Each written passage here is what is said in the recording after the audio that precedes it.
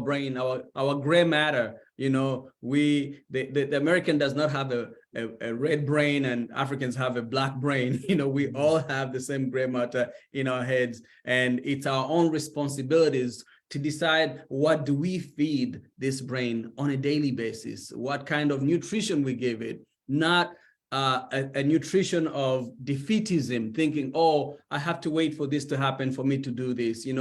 For me, somebody has to help me from point A to get to point B. Every day hustling, striving, feeding the mind, reading. Okay, it's again, when I was talking about the advantages of social media. Unfortunately, what I've seen now is that people tend to read less, and they're just like consuming these 1 minute sound bites or 1 minute little videos. And I think that is sometimes distracting us from the bigger picture. How do you feed your brain? By reading the books of Ngugi wa Thiong'o, of Chimamanda Adichie and others, and the literatures of our forefathers, to understand who we are as a people who have done research, who have studied, and so that we can also build upon those things, so that we can be inspired, So again, we have some of the gaps that I see now is our failure in many ways to capitalize on the moment, on this overload of information. Again, we are the most informed people, really, but also we are the most misinformed and sometimes disinformed. So at a time in history where we have so much access to information, there's so much ignorance too going on at the same time. You know what I'm saying? So we have to be very careful about and deliberate and intentional about the kind of information and how we feed this gray matter, because that is the difference maker. That is so true. I mean, I find myself, I actually view myself in a very bright light. Like I actually see myself as one of the leaders of the African Renaissance tomorrow. I do. Like I'd like to be humble. Salute to you, sir. Salute to you. I like that. The issue here is sometimes it's so hard. I'll be honest. Sometimes it's very, very hard to keep on going, because like the narrative sometimes is so negative. The outlook sometimes is so bleak. And I'd like to thank you for coming on the show today and actually just showing us the brighter side of the picture and the greener pastures, as it were. I don't believe we have any questions coming from Facebook. Tatem Volani, do we have any questions? Not as yet. I will share when I got something. Yeah, because like this had to be a very short but impactful conversation that we were to have with Mr. Jackson. Listen, I'm here anytime. I would love to have more of these conversations. I would love to be invited back, hopefully at some point. Again, we can talk for hours. I know that people have a very short attention span, so I hope hopefully people have not logged off on us. But let's do it another time. Let's continue this. We're really scratching the surface of this, in many ways. And talking about narrative for yourself, I remember we used to talk a lot about narrative, about how the narrative is being controlled by the media, by the gatekeepers of information and But honestly, to me, I think that is in the past now. We have the potential, the ability, the tools in our hands to shift that narrative, and that is happening right now in real time. We don't have these big gatekeepers of information. If you see something in your neighborhood that is, that you want to show the world, you can just tweet it. You can put it on Instagram. I think one of the things that we've seen as a result of this shift in the narrative is how much people are traveling now to the continent of Africa, because of things like Instagram and Facebook and YouTube, just people doing travel blogs and saying, look at this. Did you know this is happening in Africa? Did you see people are doing this in Africa? And it's just sparking that curiosity and demystifying all these stories that people had about the continent being just a continent of disease and poverty and war and, and tribal wars and violence, so these platforms are now helping demystify, and we need to build upon them, and be part of the storytelling, instead of being driven by the narrative, be part of the people that are driving the narrative. And you will see that we are 1 billion people, the youngest continent. We have a resource in our humanity that nobody can take away from us. And in numbers, there is power in numbers. The demographic, you've heard of the demographic dividend. We have it. We need to leverage that, and we can use and harness these resources at our disposal right now in this time and age, so that 20, 30, 40 years from now, the kids, the youth at the time will be looking back and say, yo, Leoma started this, he did this, he created this footprint for us to follow. Through nuggets of knowledge and information, he inspired us, and he sparked a revolution, the African Renaissance. But just to make sure that I've covered every surface, we were seeing a lot of people from the diaspora. At the risk of just repeating myself, what do you think makes us this special at this current time, whereby we are seeing a lot of people come back to Africa? I just want your specific, like, I know we covered it just a little bit, yes, but I'm just gaining back like that. No, again, I think, again, the interest is being sparked by ourselves. I was talking about how there's this growing global interest in African cultural products. But those cultural products are not just, the interest did not just come out of nowhere, okay? It was driven by the interest back home, but more so by the diaspora, the African diaspora. Millions of people of African descent who in the 80s and the 90s did not take pride in their Africanness. We have seen a shift, especially in the younger generation, people rocking to their music, whether it's the fashion, the wear. This is a Rwandan shirt, by the way. I need to give out a shout out to a young Rwandan designer who created this shirt. It was a jersey that was kind of he designed it for, let me go back and back so you can see, this is the country, so, it's very dope. The motherland. But again, when people think about African fashion, they were thinking about dashiki and stuff. But this is African fashion. This is African fashion. You know what I'm saying? And somebody watching this and seeing this and say, wow, that's pretty dope. By the way, again, Rugamba is the designer of this. Rugamba is in Rwanda, Matthew Rugamba. Okay. He's the designer of this. You know what I'm saying? But again, if you had seen this somewhere, you wouldn't think that this is an African, I would actually like. You know what I'm saying? Actually, again, being intentional about things, about how you present yourself, how you project yourself, if you're pushing the narrative or against the narrative. You don't have to be very vocal about it. You can do it in your most subtle ways. Standing in your presence of your identity. That is power there, my brother.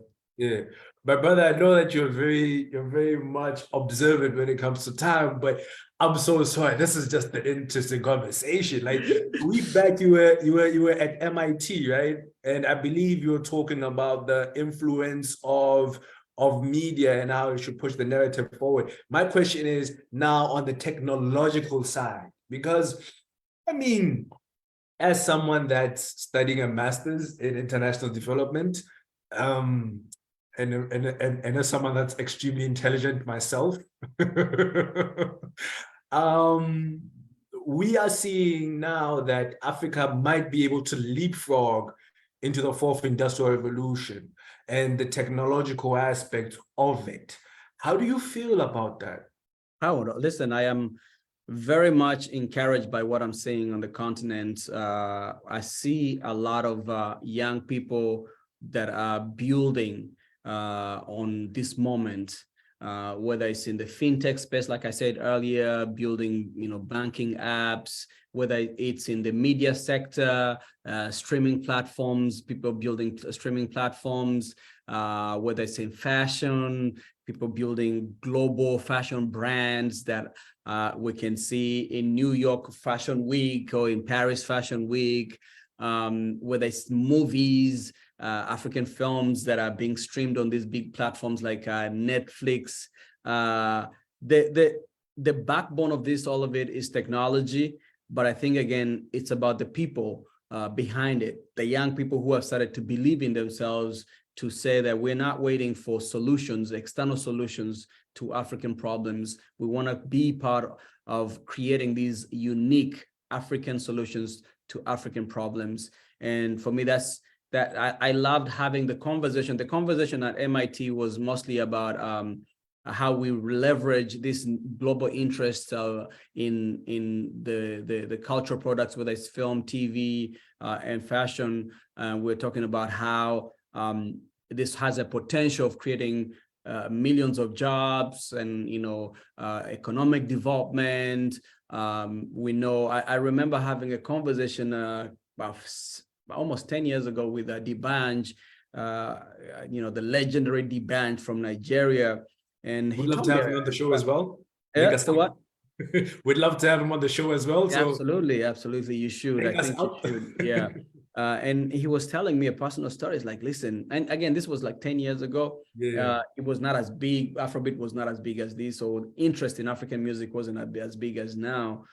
But he was telling me quite an interesting story. At the time, I think Nigeria had just taken over South Africa as the biggest economy on the continent. And he said that he was called by the Minister of Finance at the time to the office, and they were talking. I think he was advocating for the entertainment industry, and already there was that some of the stigma and the stereotyping of artists as not being as having no advantage to the economy whatsoever. And that's why, so in Nigeria, they had these jokes about you have to be a doctor, a lawyer, whatever. And so when he was having this conversation with the Minister of Finance, she told him, listen, we've seen a lot of revenue coming into our GDP coming from the entertainment industry. And I think we need to figure out how we can capitalize on this. And for D'banj, a young boy who grew up in Lagos, where people were in his early careers, he was being looked down upon by people saying, you'll never amount to anything. To him, being in the same private jet with Kanye West, 15 years later, you know what I'm saying? That the conversation was shifting, the narrative was shifting, and I was having this conversation with him 10 years ago. Now imagine what is happening right now. Again, it is why we've seen people like Burna Boy selling out, stadiums here in America, selling out Madison Square Garden. See Wizkid selling out the O2 Arena in London. This new interest in our cultural products is something that we need to capitalize on and leverage and make sure that this is not just a moment. This is an opportunity that requires us to have to step up our game, not just talk, do things, how can we advance our human and mineral resources so that the rest of the world does not just come to Africa to take resources and come and add value them and then resell them back to us. How is it that we can encourage more young people to stay on the continent so that they're not dying in boats trying to go to Europe? We know the mortality rate that is happening on the seas and on the Atlantic with young people, young Africans, youth, in their 20s and their teens, taking these risky journeys to cross the continent, to cross to Europe, for quote unquote greener pastures. How do we create those? How do we tell them that there are greener pastures on the continent. You just have to figure out Yeah. your space and how to do it. And, how do you advocate for the environment that encourages that, whether it's in the political spaces and other type of spaces, Brother, I think this to me has been like a revelation in many ways. My takeaway would be identity in terms of how I fulfill my representation of the continent that I'm from. I've been blessed to have opportunities. I'm blessed to have friends like you. I'm blessed to have a platform be granted to me by Kemnet Networks, Lesotho, and just be able to like share my vision and make it as positive as possible. With that, I'd just like to know if you'd have just any like final words. And thank you again for this wonderful conversation. It's so much needed. We need positive feedback like this. We need, because like I said, some of us are in this race, but it gets so hard. I won't lie. Mentally, physically, just gets tiring because it's one thing after another. But thank you, because there are people like yourself out there that are just making the world a brighter place. Thank you so much. It was a pleasure. Thank you so much for inviting me. I'm all about this life. I'm all about these conversations. And shout out to you, Kemnet. Keep doing your thing. Hopefully, when I come to Lesotho, we can do this live. So when you're done with school and you're going down, let me know. I'll buy my ticket so we can go and just hang out. Yeah, would love to. Absolutely. And prepare me one of those blankets. I love those blankets. I think one of the things that makes Lesotho unique, it's his fashion. Honestly, again, Leoma, thank you so much. Again, my message is do it. Do it. Do not wait for things to be done unto you or for you. Get up and do it. Leverage this moment. Don't let this moment pass you by. Yeah. Thank you, brother. It's been a blessing. Thank you so much. Blessing to you and yours. Have a great Sunday. What time is it right now? Have a great Sunday morning. Sunday.